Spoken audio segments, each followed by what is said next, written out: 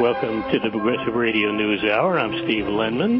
My guest is Bob Chapman. Bob is a regular, talking about the economy in ways that you never read in the Wall Street Journal or the Financial Times or here on the business channels on TV. They wouldn't dare tell you what Bob knows and talks about all the time in his twice-weekly International Forecaster.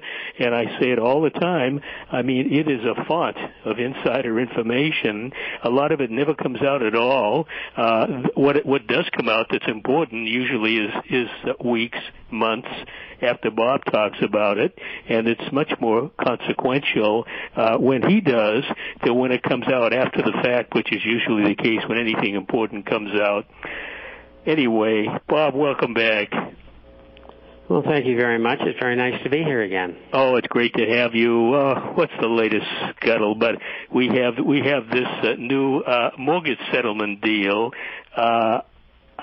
Have you gotten into any of that in the forecaster? I haven't. You've been concentrating a lot on the disaster unfolding in slow motion in Europe, and I mean it's a tsunami that is sweeping over the continent, and sooner or later it's going to go underwater, I'm sure, and then it'll sweep everywhere. But we just had this mortgage deal announced. I mean, it effectively lets the bankers off the hook. Well, that's right. No, we don't know the exact numbers, but I projected $50 billion. And nobody goes to jail, of course. And that's the way our, I might call it secret society, known as government and known as a control it, operates today. The official number that I saw reported was $25 billion, but only $5 billion of that is in hard cash, divided by 5, Bob. So the actual cash hit to the 5 Wall Street crooked banks is $1 billion each. Jesus, I mean, sometimes they blow that on a good time for the weekend. Well, that's true, but the final numbers will be way up there. It'll probably cost $40 billion. $40 billion. And yeah, and they should have all went to jail, of course. They only send poor people to jail. But anyway, that just gives you a perfect example of crime incorporated. You're seeing the same thing in the Republican primaries leading up to the nomination of the individual who is going to represent that party in the... Any guess at who that's going to be? I mean, it looked like Romney had a lock. The game isn't over yet. And I think the very fact that the Republican National Committee has rigged the elections in a number of states says volumes about where they're coming from. I mean, it's just all politicians with minor exception are just very bad people.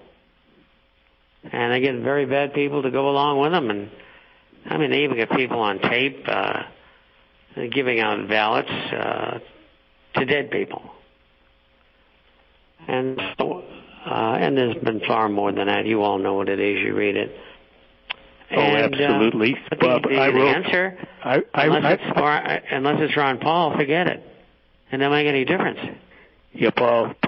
I mean, Paul is marginalized all the way. He's basically written out of it. They don't want to go anywhere near him, and he's got a solid core base, but it's nowhere near enough to prevail. Even as an independent candidate, and whether he would run as an independent, he certainly hasn't said he would. He said he's in the Republican race all the way. My guess is he is. And whether, if he really feels he's been cheated egregiously, whether he'll run as an independent, who knows? I mean, that could really make the election a toss-up. That would change things. I thought Obama was a shoo-in. I still think he's a shoo-in. But if Paul gets in as an independent, that could be a game changer. Then it could be anybody. Jesus, I mean, can you imagine a Santorum becoming president?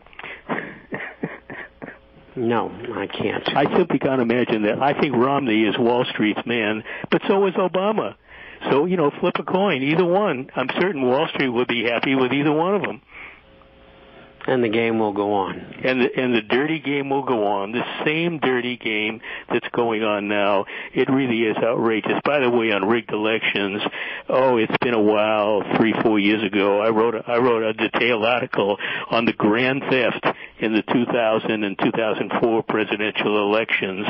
I mean, there's so many examples. It would take an hour to go through the whole thing.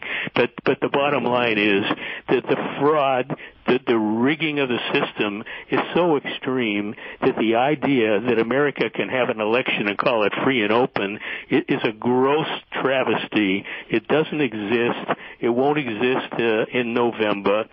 Why people put up with this and bother to go through this charade, waste their time and go to the polls and vote for what really doesn't mean anything. It certainly doesn't help their interest unless they're a Wall Street banker. But then don't bother voting anyway, because you know the way that the result's going to come out. So just sit back and count your money. You're right. The only thing is half the population or more is living in poverty.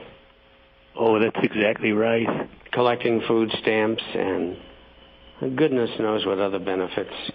And they don't want that system to stop because they don't know that there's an alternative. So with that said, they want more largesse. And they're going to reelect the president no matter what. Because there's no jobs for them out there. They want to continue to be fed. The Republicans aren't going to feed them. And so the president will just waltz in. Yeah, I really expect that. I expect it. He's got 57% approval rating right now. And there's other forms of that. He's been doing quite well. The payoffs are coming in. He'll have $1 billion to work with. It'll all come off Wall Street. They'll back both sides. And the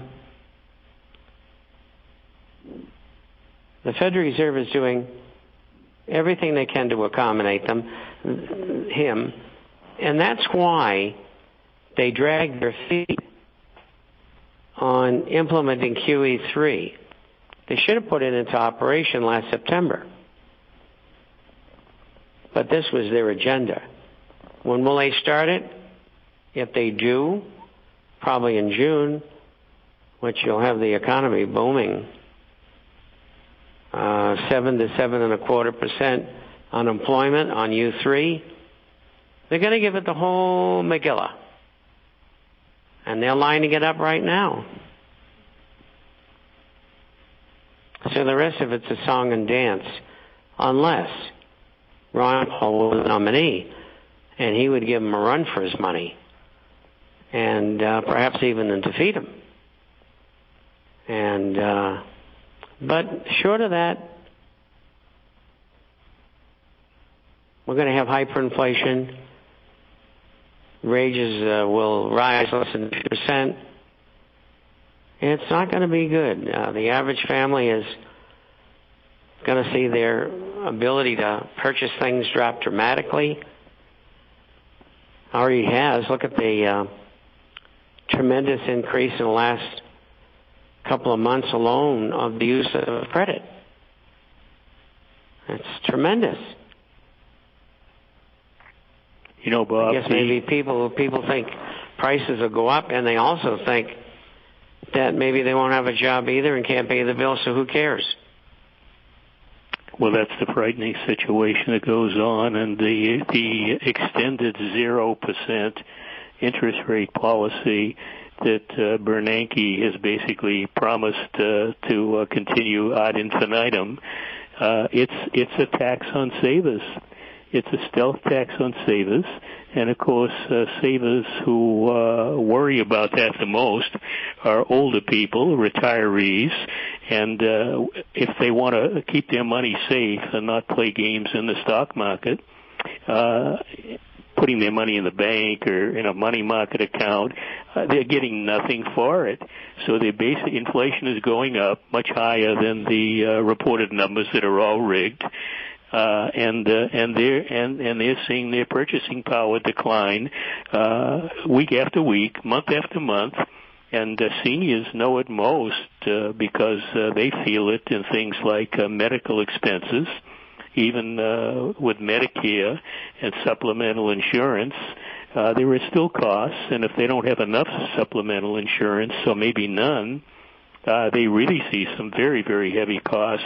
And if they do have it, they see that the Medicare benefit they were promised and paid for in payroll tax deductions throughout their working lives, they get a healthy bill monthly from Medicare, and if you have a supplemental policy, you get a bigger one on that.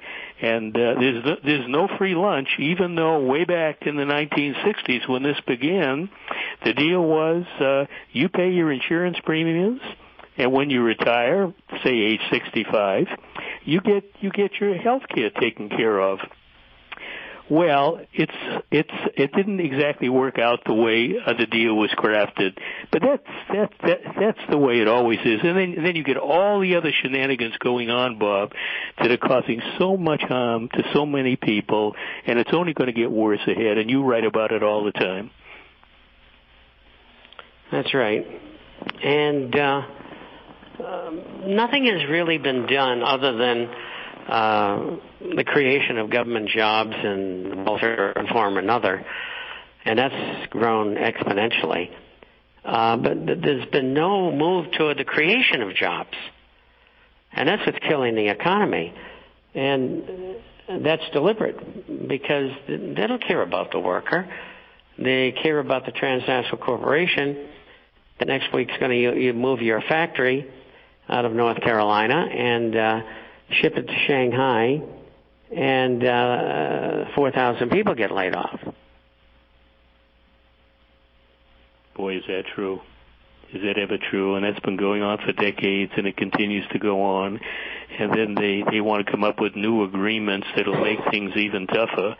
And young people coming out, the unemployment rate for youths age 18 to 24 is almost unprecedented, or maybe it is unprecedented, at least going back to the Great Depression. I mean, kids 18, 24 years old, and so many millions of them can't find work, including college degreed ones, master's degrees, and they're deeply in debt, and they can't get out from under it. Debt for tuition debt. And I mean, it's a horrible situation, and these are young people just starting out in life, Bob. You know, we've been through all this, and we're up in years. But imagine being young and starting out and looking out ahead and seeing nothing in the future that appears to be good prospectively for you. It's hard to believe that America is being run this way now. It's being run into the ground. Sure. All of this is deliberate. This doesn't happen by chance. And they're trying to destroy the economic and financial infrastructure. So the people will be forced in America to accept world government. And if you accept world government and give the pledge to the New World Order, then they won't put you in an internment camp and they'll find you a job. Job might be in Singapore, but they'll find you a job.